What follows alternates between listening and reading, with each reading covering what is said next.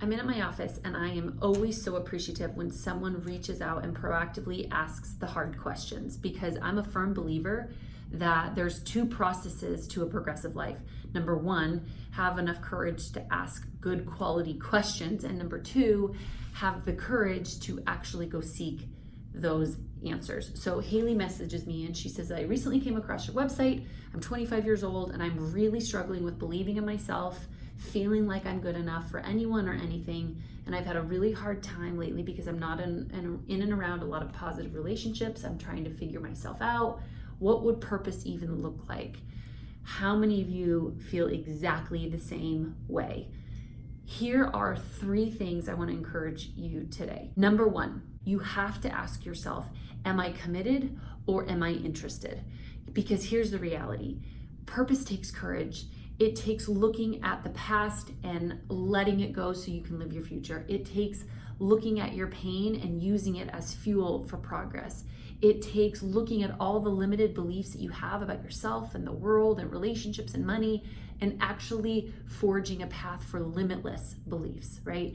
And so if you're just interested in the idea of it, when things get hard and uncomfortable and it doesn't make sense and there's not a whole lot going on around you that is moving or feels as though it's supporting you of moving in this direction, you're gonna tap out. It's gonna get hard and uncomfortable and you're gonna find every reason and excuse to not keep doing it.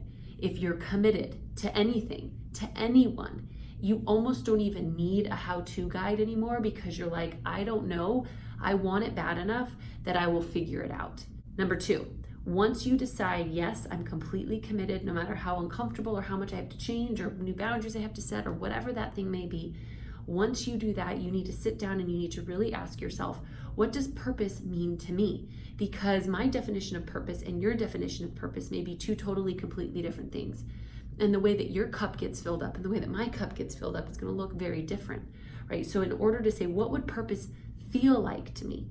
What would purpose look like to me? What would the experience of purpose, like if it was happening around me, what would it look like, feel like, how would I act? The recognition and the acknowledgement of that is huge.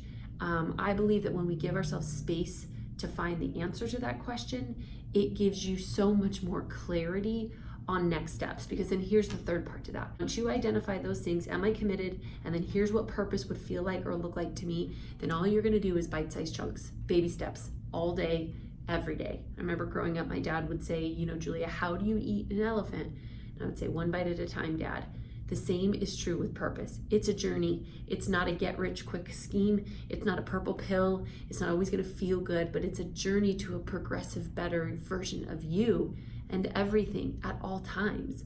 So you're going to have to look at those things that you desire, and you're going to have to ask yourself every single day, what's one thing I can do today? Just one. And if you have the capacity to do 2 or 3 or 10 of those things, great, do them. But know, Haley or whoever else is out there, sometimes it's as simple as just taking 1 step forward with each passing day.